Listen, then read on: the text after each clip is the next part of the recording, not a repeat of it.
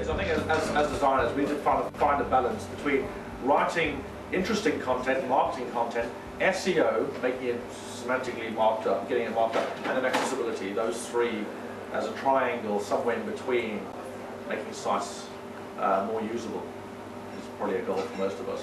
It sounds as though a lot of it supports each other. Yeah.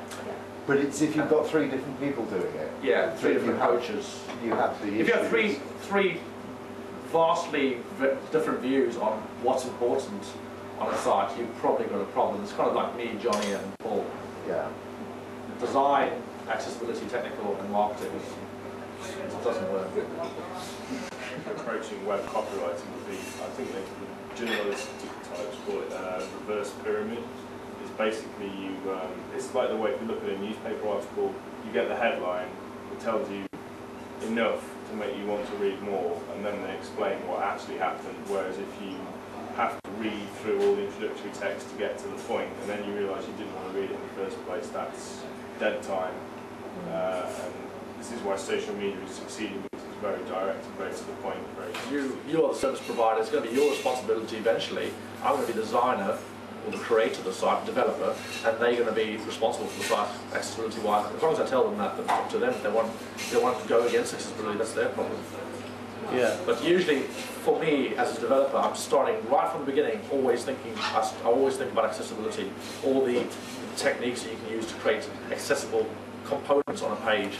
Or you'll be a web designer down the road that will charge you what, £10 per page on a website, and another web designer that will charge you £100 a page on a website. So, and you should be talking to people that won't charge you per page. Exactly. Died about yeah, but you do still get those exact same services. This is just to do with customer ignorance, and this is a problem that we've got in the industry, is that the service providers are becoming more and more savvy, and the customers are no more savvy than they were 5 or 10 years ago. And it shouldn't really be up to, I mean, normally the person who is buying the product is trying to be as savvy as the person who's selling it to them, and the person who's selling it to them is trying to fight that off. So you've got the car salesman is like, you don't want to worry about that. You want to get the open top. Don't worry about the fact that you live, live on Mars and there's like meteor storms every 5 seconds, and you're bound to get a rock in the back of your head. Because that's how that industry works. In the web industry, we're going, for God's sake, please spend the extra money. It'll come back 3-4 times over, and you still get people saving 50 quid, buying some piece of crap from somebody they know, and yeah, web is in a real mess still. The thing I hear quite a lot is, well, my friend's son can build the site for. Okay, you're going to charge this, but my friend's son can build it for this. It's like, well, okay, get your friend's son to do it.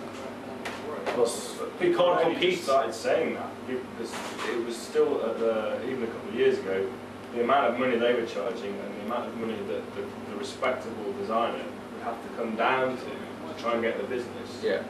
Was similar. It's one of the reasons why I kind of pointed out the past 78 document. If you've got a customer that comes to you and says, well, what are the benefits, and you can't explain it to them, say, well, here, take this document, read this document. This document will kind of point out what the benefits, in layman's terms, what the benefits are, what you should be watching out for, the kind of people that promise you this, promise you that, the kind of the developers that you shouldn't be going for, the kind of things to keep in mind when you're actually commissioning a website. And that document will cost you 30 quid, and you can give it away to them and potentially get their business from it. So, or tell them where to get it.